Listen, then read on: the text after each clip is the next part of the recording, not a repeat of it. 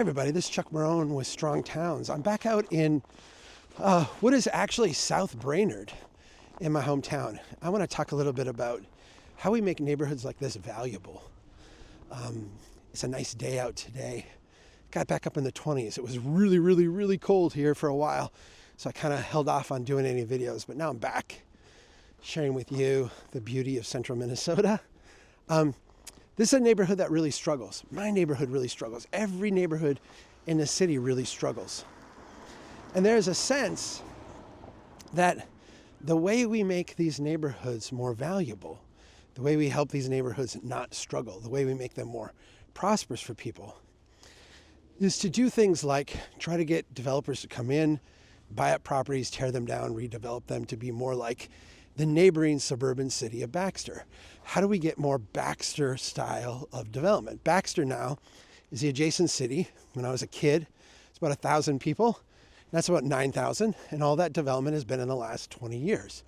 So lots of cul-de-sac developments, lots of new housing, lots of large lot kind of stuff. In this city, we've tried to emulate Baxter as much as we can. How do we get their housing styles? How do we get their developers? How do we get their zoning codes? How do we get all that? And it is a fundamental mismatch and misunderstanding of what makes an urban neighborhood great. If you are in Baxter, you own your own castle. You own your own yard. You've got space. That's what the marketing brochure for that is. The thing that makes suburban development fragile over time is that because of the spacing, each home is its own entity, but each home kind of rises and falls on its own. Neighborhoods tend to have a cycle. It's a brand new neighborhood. It's a great place to be. Everyone looks at it and says, that's great. Then you go through this period of stagnation where kind of new stuff is being built. It starts to age. Everybody's garage kind of ages at the same time. Everybody's roof ages at the same time. All of a sudden, the neighborhood will go through this distress cycle because everything was built at the same time. Everything ages out at the same time. And you get this period of, in a sense, stress and decline. And then you have a decision to make. Do people move out, which is the dominant decision, or do people stay and fix things up? Those decisions tend to be made home by home by home. So you might get kind of like a rolling decline.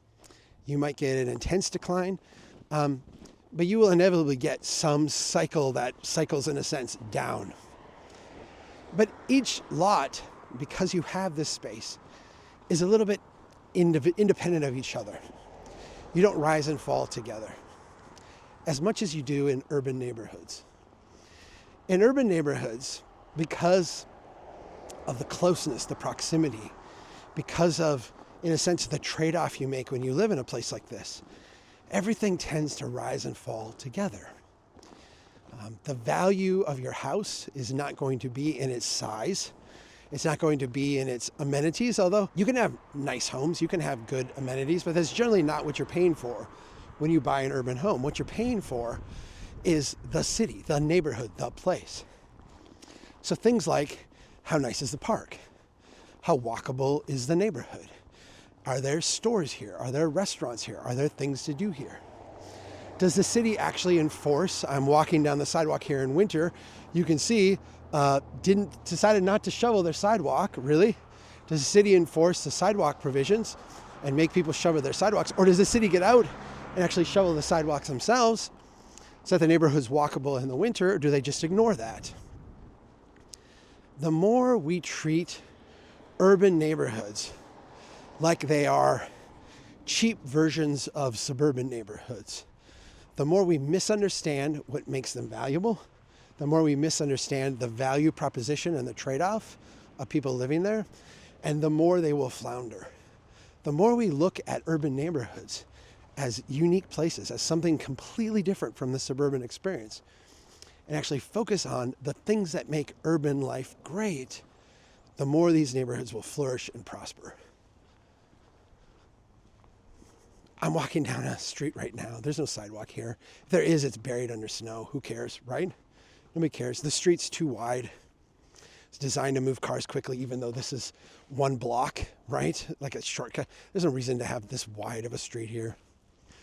This is kind of things we do over and over because we've adopted the suburban development model. We've adopted their street standards. We've adopted their zoning codes. We've adopted all their stuff.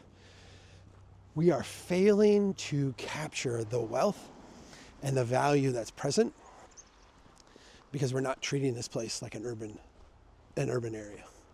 Let me give one more last thing, and this comes from a friend of mine named Paul Stewart in Oswego, New York, who runs their historic Renaissance group, or is part of their historic Renaissance group.